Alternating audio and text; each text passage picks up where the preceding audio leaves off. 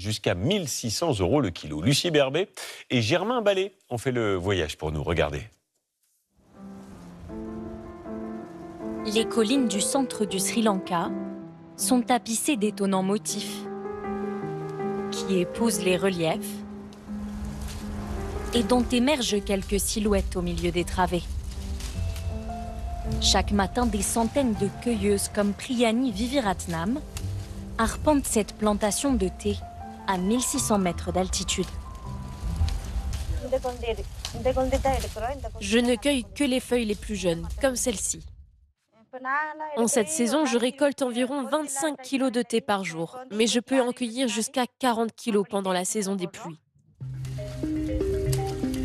Toutes les feuilles récoltées sur ces 1200 hectares de plantation sont envoyées dans cette usine, l'une des plus grandes et des plus anciennes du pays, qui fonctionne 24 heures sur 24 depuis plus de 100 ans. Ici, c'est la première étape de transformation.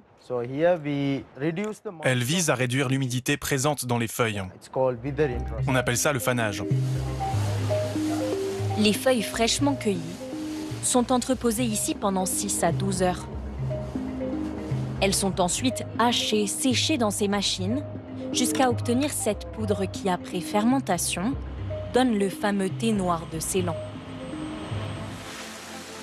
Considéré comme l'or vert du Sri Lanka, le thé fait vivre plus de 2 millions de personnes à travers le pays.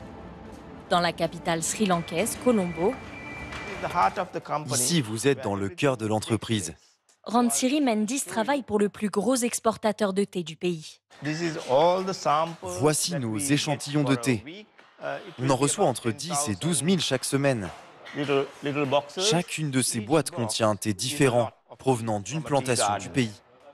Pour s'assurer de la qualité de cette impressionnante collection, Ranthiri Mendis et ses équipes ont un défi chaque semaine: goûter la quasi-totalité de ces échantillons. Numéro 1294, un peu vert, belle infusion, couleur vive. De toutes les variétés produites dans le pays, il en existe une qui se distingue par son caractère d'exception: le thé blanc. Il est ici récolté avec ses ciseaux d'or, car ce thé considéré comme le plus pur au monde ne doit jamais être touché par la main de l'homme. Nous portons des masques et des gants pour nous assurer de ne jamais entrer en contact avec les feuilles. Il faut que le thé soit le mieux préservé possible. Seuls 150 grammes de ces feuilles sont récoltées chaque jour. Un produit si rare qu'il se vend ici à 1600 € le kilo et se déguste dans un verre à cocktail. C'est le propriétaire de la plantation lui-même qui a voulu parier sur ce thé clair au goût léger. Si on ne s'attache qu'à son aspect, on s'attend à ce qu'il ait un goût très léger. Mais en le goûtant, on ressent bien les arômes. Il a un parfum de montagne. Une culture vieille de 200 ans qui vaut au Sri Lanka d'être surnommée l'île du thé.